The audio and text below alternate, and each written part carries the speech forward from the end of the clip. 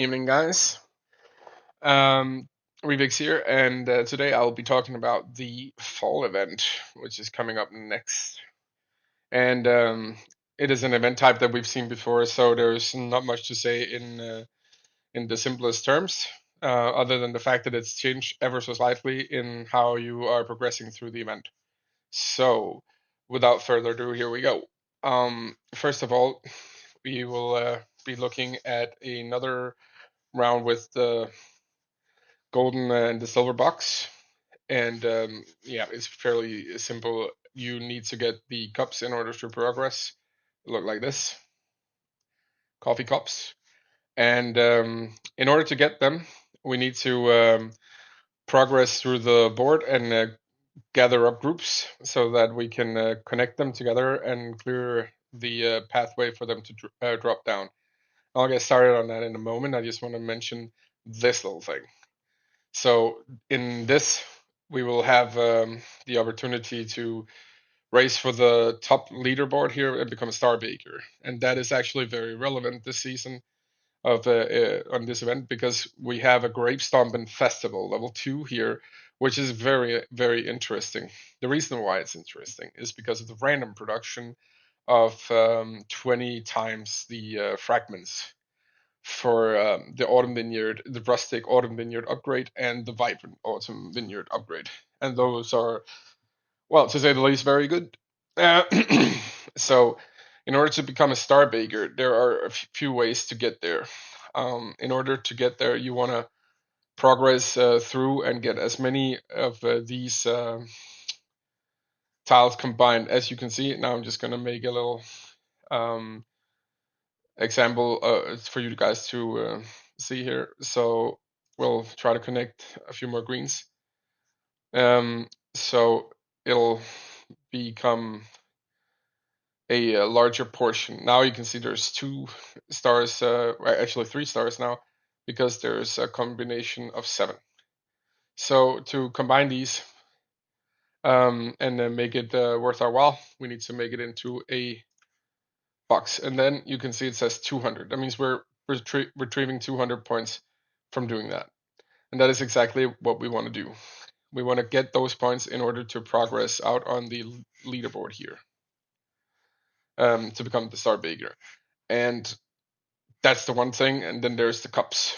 The daily specials is not what you want to go for in this event.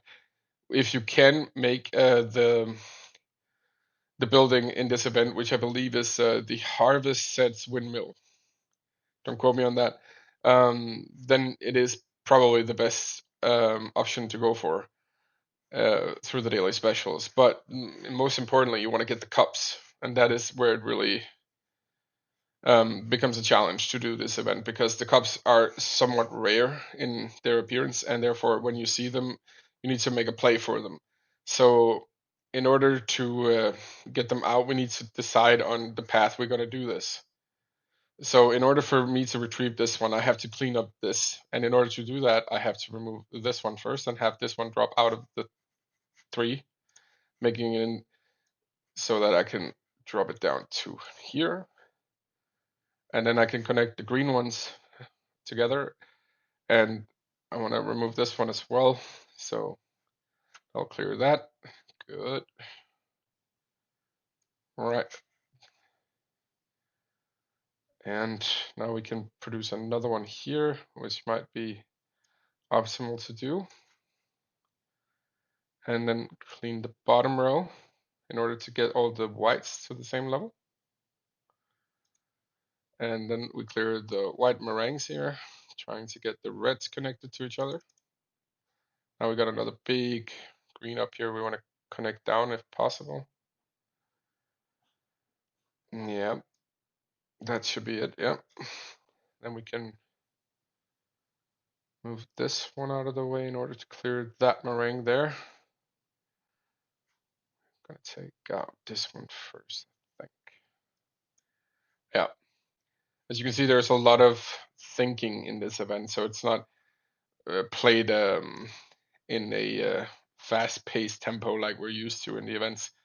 So, in order for us to make the right decisions, we have to contemplate it quite a bit in this flow mode to do it. Um, there is, however, another way um, to play this, which is the golden spoon, and I will show that in the next video because it is quite different as you need pace above all else.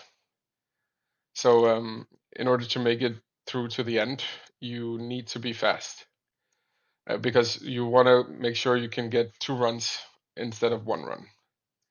And even if you can make it to 3, if you're clever and fast enough in the head, which I am most certainly not, as I'm looking for optimal plays all the time, um, then yeah, it might be better for people to try and outpace it and just see if they can get multiple runs in. And the reason why I'm clearing these now is because I'm running out of moves, and I can see that the right side here is going to be somewhat hard to get out. So I'm securing what I can and making sure that I get some value out of my moves, so it's not just a frantic attempt to try and retrieve something which is already hard to begin with. So now I can clean this up and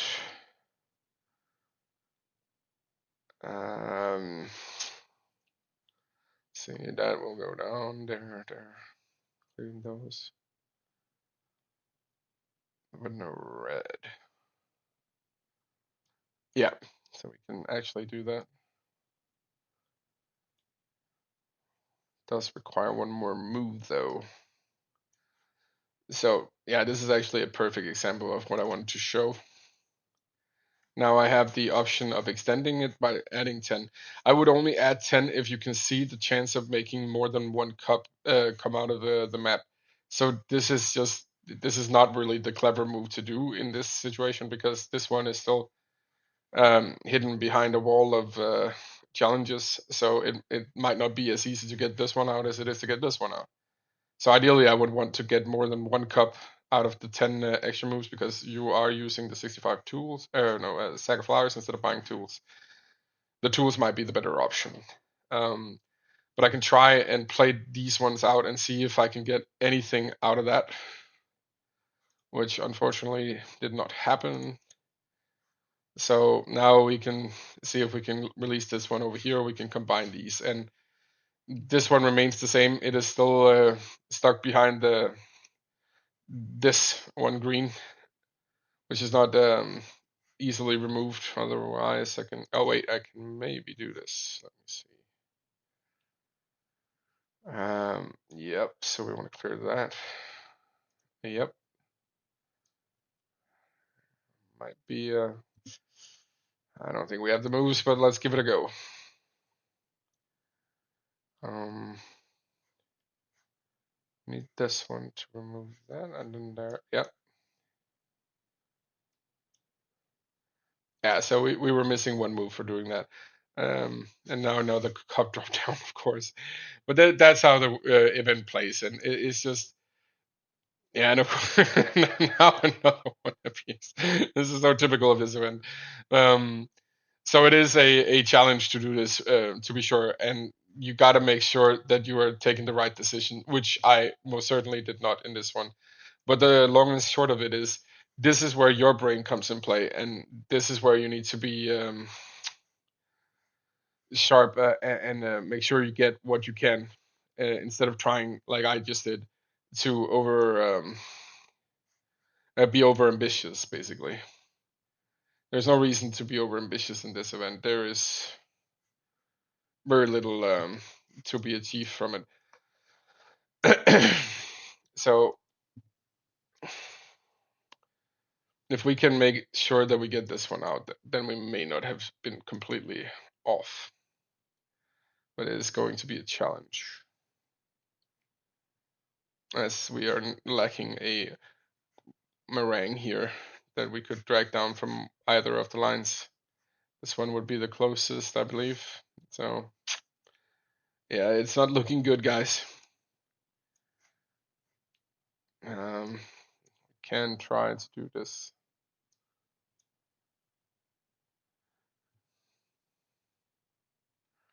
Uh, it doesn't really solve our issue, does it?